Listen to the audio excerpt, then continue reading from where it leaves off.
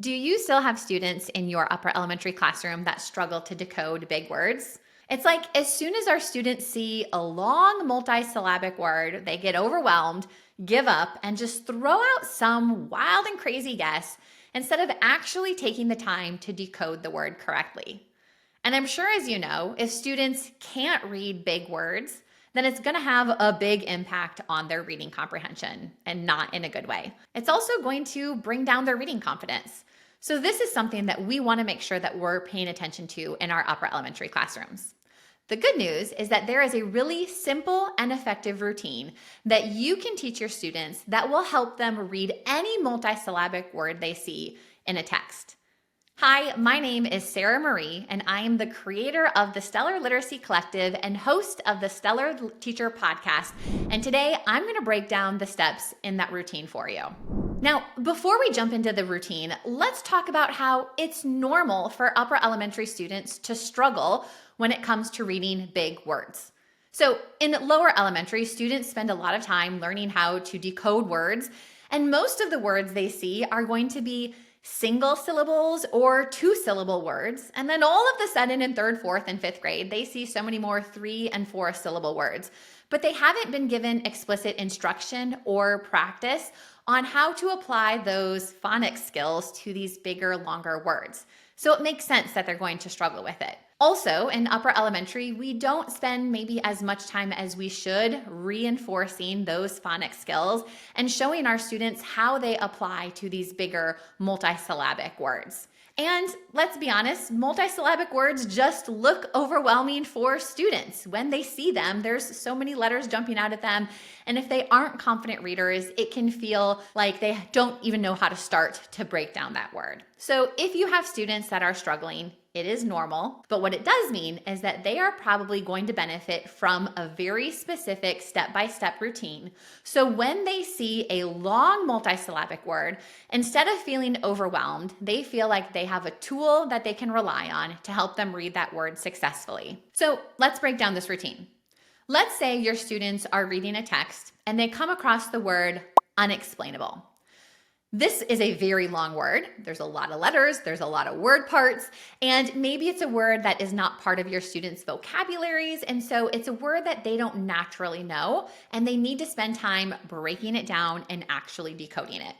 So the first thing you're going to have students do is you're going to have them put a circle around any prefix they recognize in the word.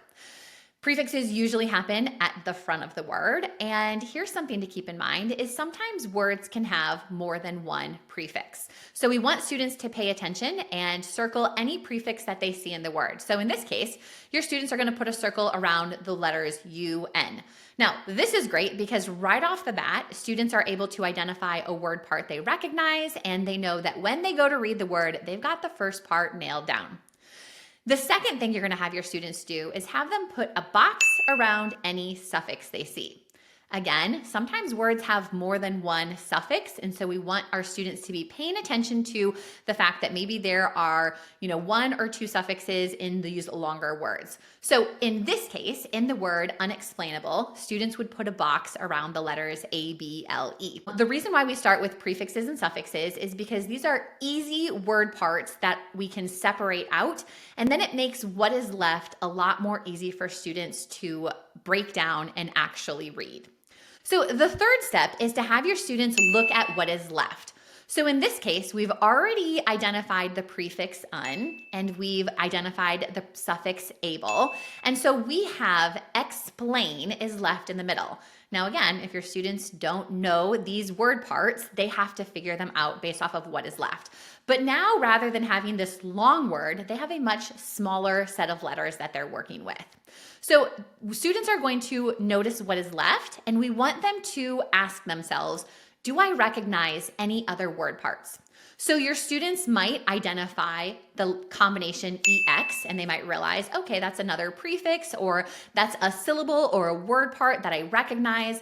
They also might see the word plain, P-L-A-I-N, and they might recognize that those letters go together. So students can look for word parts that they recognize. If they don't recognize any word parts, then we want our students to underline the vowels and then use them to figure out the syllable types. So this is where it's really important for our students to have an understanding of the different types of syllables. When students can identify the syllables, it's going to make it so much easier for them to be able to break down these larger words.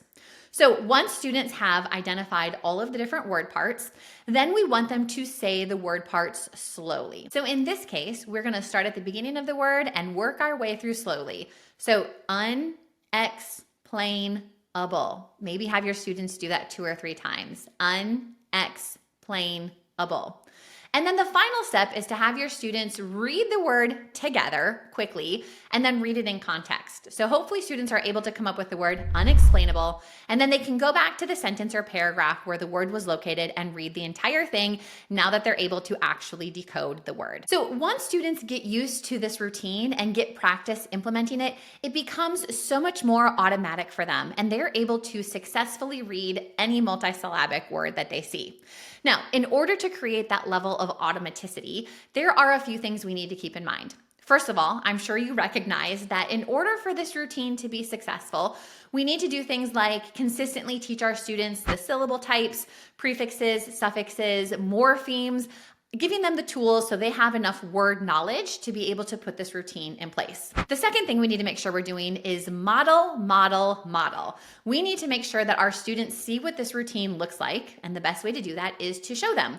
So whether you are demonstrating with a read aloud or a word study word or a small group text, look for multiple opportunities to demonstrate, and you show your students how you apply this 5-step routine to those longer words that you're encountering in the text that you're reading to your students. We also want to make sure that we're giving our students lots of guided practice. So before we expect them to do this routine independently, we want to make sure that they're practicing. So use this routine as a class. Again, during a read aloud, during a small group, if you encounter a long word, engage your students and walk them through the process and have them tell you, okay, what prefixes do we see? Okay, what step comes next? What suffixes do we see? And have them become much more of the drivers of this routine.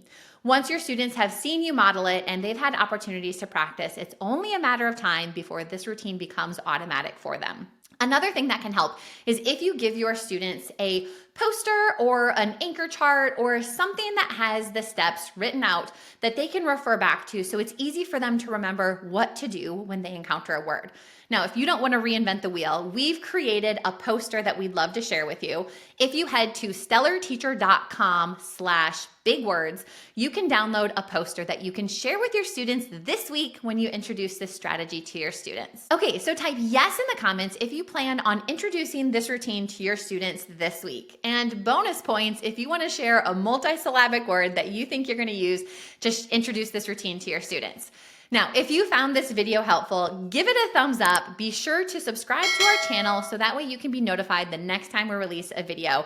Thank you so much for joining us today, and happy teaching.